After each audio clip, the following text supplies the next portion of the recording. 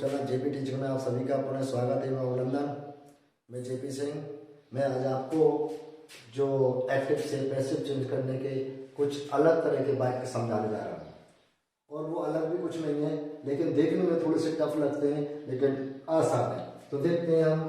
पहला मैंने जो आपको दिया है is to, was to, has to, had to, will have to वाले वाक्यों की पैसिव बनाना। तो यहाँ इज टू के साथ आपका एम टू भी आ सकता है और आर टू भी आ सकता है। वाज के स्थान पर वर टू भी आ सकता है। हैज के स्थान पर हैव टू भी आ सकता है। Had to, will have to के स्थान पर आपका सेल हैव टू भी आ सकता है। यहाँ जो टू लगा हुआ है तो इससे थोड़ा सा आपको डिफरेंस आता है। अगर हम यहाँ एज केवल टू नहीं होता, एज एम आर या वाज वर होता है तो अपना जोड़क पैसिव में वीन लगता है।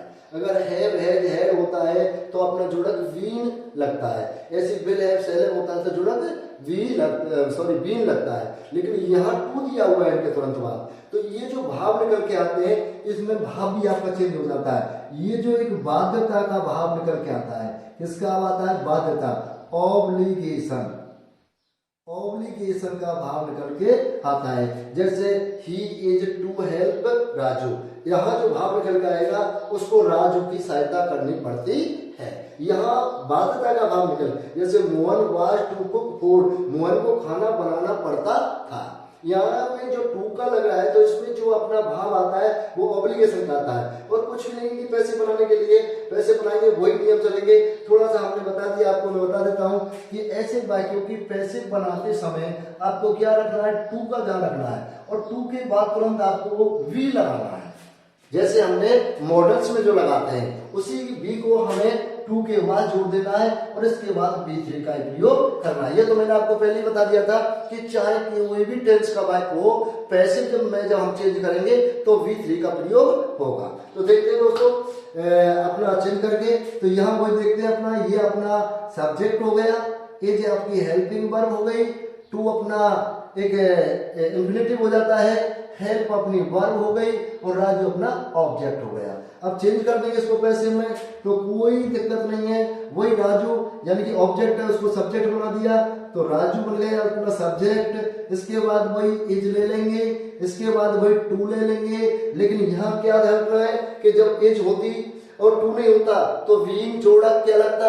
वीइंग लगता। लेकिन अब हमको क्या करना है? मैंने बता दिया टू के बाद बी लगती है तो क्या कर देंगे? वी, इसके बाद V3 हेल्प की थर्ड फॉर्म हेल्प्ड, इसके बाद बाई हिम। ये हुआ, आगे आपको समझ में मानता हूं। और एक अगला देखते हैं। मोहन सब्जेक्ट हो गया, वाज हेल्पिंग वर्ब हो गई, टू जो है अपना एक बाध्यता का भाव दे रहा है या इन्फिनिटिव कह सकते हैं, कुक वर्ब हो गई और फूड ऑब्जेक्ट हो गया। कैसे बना देंगे? फूड वाज टू वी याद कर लो आप, ये रट लो दिमाग में। टू वी, क्यों गोइंग टू वाले वाक्य में बताऊंगा, वहां भी टू वी, एक टू के साथ बी आना चाहिए, ऑटोमेटिक आ जाना चाहिए। जब एक्सरसाइज करेंगे तो क्लियर हो जाएगा। Food was to be cooked, by subject बने मोहन, मोहन को ऑब्जेक्ट बना दो। इसके बाद she has to sing a song, उसे गाना गाना पड़ता है, वही सब्जेक्ट हेल्पिंग वर्ब टू वाला वाक्य, ऐसे भी कह सकते हैं टू वाला वाक्य। सिंग वर्ब हो गई, ये सॉन्ग ऑब्जेक्ट हो गया। कैसे बना देंगे? A song has to be sung by her. यहाँ आपको मैंने पहले बता दिया है, हैज के स्थान पर हैव भी आ सकता है, हैड भी आ सकता है। यहाँ एज के स्थान पर आपके वाज भी हो, वर भी हो, एज की जगह पे एम हो और आर हो, तब भी आपका यही रूल चलेगा। यहाँ सेल हैव के स्थान पर पहले लिख दिया विल हैव, और यहाँ सेल हैव है तो सेल हैव है या विल हैव है, बात बराबर है। तो हो गया। इसके बाद इसको देखेंगे, सब्जेक्ट हो गया, हेल्पिंग वर्ब हो गई, टू वाला वाक्य हो गया, सेल आपकी वर्ब हो गई, एक आपका ऑब्जेक्ट हो गया। कैसे बना देंगे? ऑब्जेक्ट को हम सब्जेक्ट बनाएंगे एक का, यहां सेल आई बी के साथ सेल आता है लेकिन यहां विल लगेगा, विल हैव टू दिया दिया हुआ है, वी नहीं लगाएंगे, थोड़ा जल्दी ध्यान रखना इस चीज को। हैव के बाद टू दिया हुआ है, वाज के बाद टू दिया हुआ है, एच के बाद टू दिया हुआ है, एच के बाद टू दिया हुआ है। टू अगर दिया है तो टू के बाद जोड़क जो लगेगा पैसिव में बी लगेगा। आप ऐसा मत कर देना इसको देखते ही बीइंग पे पढ़े, बाकी आप वाज को देख के बीइंग जोड़ दें, हैज को देखकर बीइंग जोड़ दें, या टू का विशेष ध्यान रखना है। तो क्या आएगा, a car will have to we, और वो क्रिया की थर्ड फॉर्म सोल्ड वाई में। अब यहाँ थोड़ा सा ध्यान रखना है आपको, यहाँ इसमें एक नई चीज आपको मैं देता हूं कि टू के बाद भी हमने लगाया। आपको ये क्यों लगाया भी इसलिए लगाना पड़ता है कि यहां ध्यान रखना है कि पैसिव ये कहता है कि मैं B3 के बिना नहीं चेंज होऊंगा, यानी कि नहीं बनूंगा।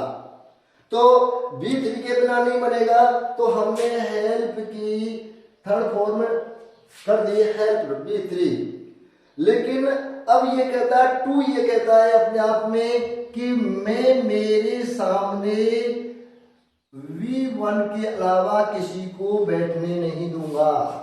यहां दो नियम है, आप ध्यान रखना, आपको ये क्लियर भी हो जाएगा कि यहाँ टू के साथ हम बी लगा रहे हैं। क्यों लगा रहे हैं बी का लगाने का एक भाव है, क्योंकि बी तो अपने आप में एक लिंकिंग वर्ब का काम करती है, वी एक मेन वर्ब नहीं है। बी की फर्स्ट फॉर्म में जो इजेमार होती है, सेकंड फॉर्म बाजवर होती है, थर्ड फॉर्म बीन होती है, तो ये तो एक चाइल्ड वर्ब में मानता है उसको, और ये लिंकिंग वर्ब है। लेकिन यहाँ थोड़ा सा ध्यान रखें आप कि ये ऐसा बी क्यों लगा रहे टू के बाद, तो ये ध्यान रखना आपको। टू तो ये कहता है मैं तो मेरे सामने V1 को ही बैठने दूंगा, केवल V1 को, और पैसिव ये कहता है कि मैं समाहित V3 को करूंगा, तभी मैं पैसिव बनूंगा, तभी मैं पैसिव का रूप धारण करूंगा एक्टिव से पैसिव में, अगर मेरे में V3 का प्रयोग होगा तो अब इन दोनों को समायोजन करने के लिए अब हमको एक मध्यस्थता निकालनी पड़ी। और मध्यस्थता क्या होती है, जो पंच लोगों ने मध्यस्थता की वो ये होगी कि भाई B3 भी लगा दो और टू के लिए बी का प्रयोग कर दो। अगर टू के साथ हम बी लगा रहे तो टू का भी बात रह गई कि भाई मेरे साथ फर्स्ट फॉर्म में आ रही है, और यानी कि लिंकिंग वर्ब आ रही है, और पैसिव की भी बात रह गई कि मेरे साथ B3 आ रही है। तो यहाँ क्या हो रहा है कि ये सॉन्ग हैज टू बी, अपने टू की भी बात रह गई, वी फॉर्म आ रही है, फर्स्ट फॉर्म मानेंगे लिंकिंग वर्ब है, और पैसिव की भी बात रह गई, थर्ड फॉर्म लगा दी। तो ये इसलिए आपको समझ में आ गया होगा कि आप ध्यान रखना टू के बाद आता है तो आपको वी लगा करके पैसिव को बनाना है। अगर आपको वीडियो अच्छा लगा हो तो वीडियो को शेयर करें, लाइक करें, और लाल बटन को दबा करके चैनल को सब्सक्राइब जरूर करें, ताकि आपको अगले वीडियो का नोटिफिकेशन मिलता रहे। धन्यवाद।